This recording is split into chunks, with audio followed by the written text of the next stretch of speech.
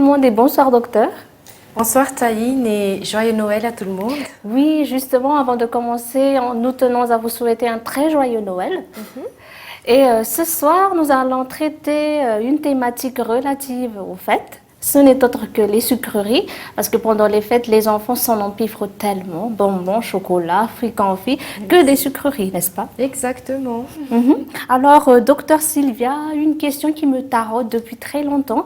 Est-ce qu'il y a des friandises qui ne contiennent pas de sucre? Les friandises entre guillemets light n'existent pas, Taïne. De toute façon, si les friandises ne contiennent pas de sucre et ne contiennent pas de graisse, ce ne serait pas agréable pour les palais, n'est-ce pas?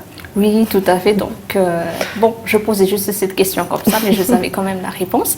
Et sinon, à part cela, quels sont les méfaits du sucre, docteur? Parce que maintenant, tout le monde a l'air d'avoir peur du sucre. Le sucre, on en a besoin pour notre santé, mais si on en consomme trop, il y a quand même plusieurs méfaits. Par exemple, on peut être dépendant du sucre. Le sucre peut être pris comme une drogue si on en consomme trop. Donc, le corps en réclame sa dose quotidienne. Le sucre aussi peut entraîner l'obésité. L'excès de sucre dans notre organisme se transforme en graisse. Donc, on peut être en surpoids ou on peut devenir obèse.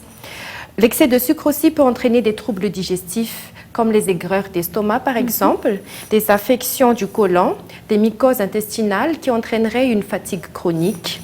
Il pourrait y avoir aussi des constipations qui se voient plutôt chez les enfants.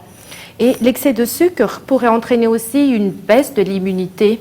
Quand on consomme trop de sucre, cela appauvrit nos réserves en minéraux et en oligo-éléments qui sont indispensables à notre organisme pour lutter contre les infections. Donc, il y aurait une baisse de calcium, de magnésium, de cuivre ou de chrome. L'excès de sucre dans notre organisme aussi peut entraîner des caries, surtout pour les petits enfants qui ne savent pas bien encore se brosser les dents. Oui, absolument. Oui, et avec l'excès de sucre qui reste dans la bouche, cela entraînerait une acidification de la salive qui déminéralise l'émail des dents, donc ça provoque les caries. L'excès de sucre aussi peut entraîner la somnolence. C'est un peu contradictoire parce que des fois, quand on a un coup de barre, on mange des bonbons. Et l'effet énergétique du sucre se voit instantanément. Mais après, le sucre va entraîner va bloquer l'hormone qui s'appelle l'orexine, qui est l'hormone qui est responsable de notre état d'éveil. Donc, c'est les protéines qui produisent cette hormone orexine généralement. Mais quand on consomme trop de sucre, sa production baisse. Donc, on peut être somnolent, on peut être fatigué après une prise d'excès de sucre, par exemple. Merci, docteur Sylvia. Voilà des informations qui devraient nous sensibiliser grave sur les méfaits du sucre. Sinon, à part cela, vous avez quand même dit que le sucre est essentiel pour notre organisme. Est-ce que vous pouvez nous dire qu'est-ce qui nous arrive si jamais on manque de sucre? Oui, une bonne dose, c'est vraiment indispensable à notre organisme. Si on manque de sucre, on peut avoir ce qu'on appelle l'hypoglycémie. Chacun d'entre nous a pu vivre cette expérience tout au cours de sa vie, avec cette sensation de faim, de vertige. Il y a même des personnes qui tombent dans les pommes quand ils sont en hypoglycémie. Et il y a des personnes qui tremblent, qui ont une pâleur extrême. C'est l'hypoglycémie. Mais il faut savoir aussi que le sucre qui produit des glucoses, qui est le nutriment essentiel à notre cerveau. Et si on en manque, donc, il y a des problèmes au niveau des fonctions cognitives. On pourrait avoir des troubles de la mémorisation, des troubles de concentration. Mais à la longue, quand on n'apporte pas de sucre en quantité suffisante à notre organisme, il pourrait y avoir même des lésions organiques. D'accord, donc l'hypoglycémie est aussi dangereuse que l'excès de sucre. Et nous voici dans le vif du sujet, c'est les fêtes, docteur Sylvia. Comment contrôler l'appétit des enfants pour toutes les friandises, bonbons, chocolat, fruits confits, bûches, etc. Oui, moi je conseille vraiment de bien cadrer la consommation des friandises pendant ces fêtes. Bien cadrer, c'est-à-dire comment on va essayer de vous donner quelques conseils.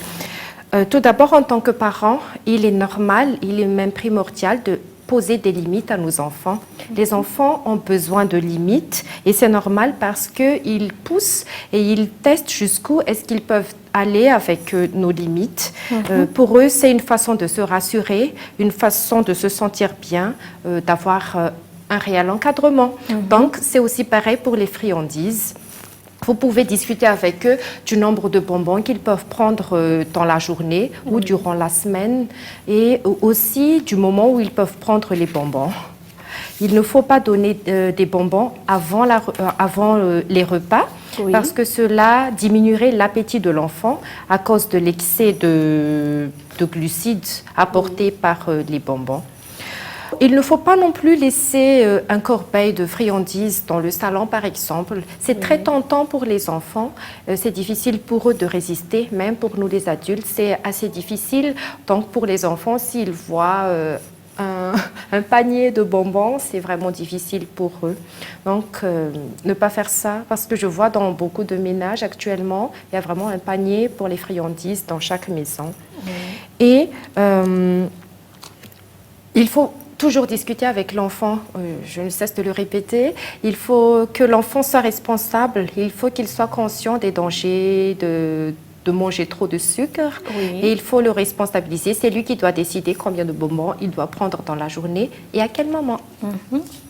Et je suppose aussi qu'il faut bien expliquer aux enfants que les sucreries ne sont que des gâteries, ce ne sont pas de la nourriture. Oui, c'est vrai, parce qu'après avoir mangé des bonbons, par exemple, ils ont la sensation de satiété, donc ils pensent que c'est vraiment c'est comme un repas, mais ce sont des gâteries, comme vous venez de le dire, donc ce n'est pas de la nourriture. Manger des bonbons doit être quelque chose de spécial et doit être rare tout au long de l'année. Et je vous conseille aussi de ne pas donner des friandises comme récompense après une bonne note ou après un bon comportement, par exemple. Il est préférable de ne pas utiliser les friandises comme objet de motivation. Oui, parce que notre but est généralement d'encourager les enfants à se surpasser, n'est-ce pas? Tout à fait, oui, docteur. Oui, donc si on donne des friandises, ça enlève cette sensation de satisfaction d'avoir terminé une tâche. Oui, il vaut mieux préconiser les sorties en famille, des moments uniques avec l'enfant, si on veut récompenser l'enfant, mais pas en donnant des friandises. D'accord. Et sinon, docteur Sylvia, comme on dit, nous sommes en pleine période de fête, on ne peut vraiment pas éviter les friandises. Est-ce que vous pouvez nous donner des conseils pour qu'on puisse limiter le taux de sucre dans notre corps, dans notre sang? Oui. Le premier conseil aussi, c'est d'être l'exemple pour l'enfant. Vous, adultes, vous devez aussi vous maîtriser. Si vous vous engagez devant l'enfant, c'est normal qu'il va aussi en prendre. Il ne comprendra pas pourquoi vous le limitez en mangeant des sucreries, mais il faut vous en prenez. Donc, soyez d'abord un bon exemple. Et aussi, optez pour un sucre, le sucre roux, qui est un sucre intégral. Il faut aussi doubler votre quantité journalière de fruits et légumes, votre quantité de céréales, votre quantité de fibres, parce que pendant les fêtes, cela pourrait vous aider à bien éliminer les toxines dans votre corps. Il ne faut pas consommer des jus trop sucrés ou des sodas, parce que cela augmenterait l'apport en sucre. L'eau est suffisante pour la journée et l'eau est aussi indispensable. Et il faut marcher, bouger, il faut faire du sport pendant ces périodes de fête. Il ne faut pas rester à la maison parce qu'on a peur des embouteillages, parce qu'on a peur de la foule. Il faut sortir, il faut faire du sport. D'accord. Alors, merci beaucoup, docteur, pour ces conseils. Il est toujours utile de rappeler que les friandises sont à consommer avec modération. On avait mentionné les méfaits du sucre tout à l'heure. Et on vous souhaite quand même toujours un très joyeux Noël. À tout de suite.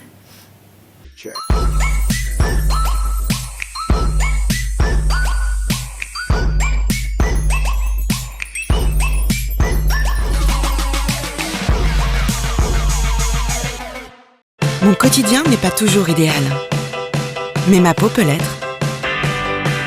Idéalia de Vichy. Il agit couche par couche dans l'épiderme. C'est cliniquement prouvé. Rides lissées, pores resserrés, la peau retrouve son éclat naturel. Idealia. Et maintenant pour vos nuits, Idealia Skin Sleep. Vichy Laboratoire. Parce que la peau de votre bébé est dotée d'une richesse insoupçonnée, un capital unique pour toute une vie, aujourd'hui, Mustela réinvente ses soins. De nouvelles formules toujours sans parabènes, sans phtalates, sans phenoxyéthanol, une moyenne de 92% d'ingrédients d'origine naturelle et enrichis d'un nouvel actif breveté, le persios d'avocat. Parce que c'est maintenant que se joue l'avenir de la peau de votre enfant, Mustela lui apporte un soin unique dès aujourd'hui et pour demain. Quand on devient femme, après un bébé ou quand le corps change, on peut souffrir de sécheresse intime. Roger Cavaillès a créé le premier gel de toilette intime spécial sécheresse aux extraits d'olivier. Chaque jour, il aide à maintenir l'hydratation naturelle. Roger Cavaillès spécial sécheresse pour oublier la sécheresse intime.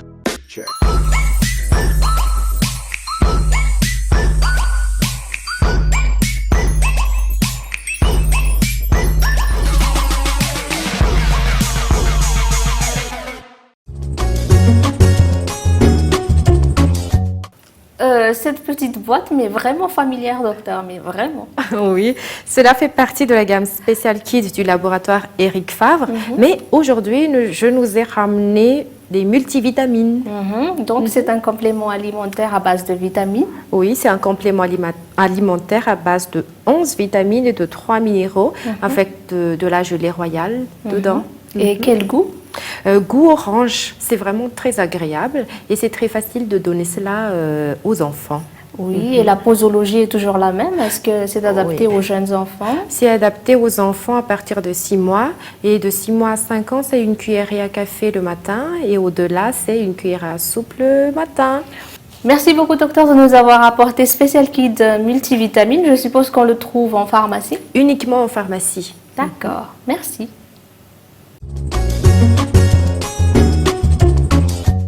Nous voici dans la dernière rubrique de notre émission. Ce soir, nous allons lire la question de Mirana. Je souhaite savoir si je dois mettre des chaussettes à mon bébé de 7 mois et 2 semaines, 24 heures sur 24, même s'il fait chaud. C'est le conseil de ma grand-mère et je voulais avoir une confirmation. Oui, la question de Mirana est tout à fait justifiée. Et les grand-mères ont l'habitude d'emmitoufler les petits, même s'il fait 40 degrés à l'ombre. Oui. Mais la recommandation de votre grand-mère ne repose sur aucun test scientifique, ne repose sur aucune justification scientifique. Donc, les bébés, comme nous les adultes, ont aussi chaud. Donc, on ne veut pas avoir des chaussettes quand il fait chaud. C'est normal que les bébés n'en veulent pas non plus. Et les bébés aussi adorent attraper leurs pieds et les mettre dans la bouche. C'est essentiel aussi pour leur développement. Ça augmente la sensibilité des plantes des pieds. Et votre bébé a 7 mois et 2 semaines. Donc, il va apprendre bientôt à marcher. Cela lui permettra aussi d'avoir cette sensation de bien sentir son pied. Donc, cela améliorera son équilibre. C'est nécessaire pour l'apprentissage de la marche. Donc, au contraire, si les températures le permettent, comme en ce moment, ne mettez pas des chaussettes à vos bébés. D'accord, donc Mirana, n'hésitez pas à laisser respirer les petits pieds de votre bébé. Et c'est aussi la fin de cette émission. On vous remercie de nous avoir suivis. On vous souhaite une très bonne soirée et à la prochaine. Au revoir.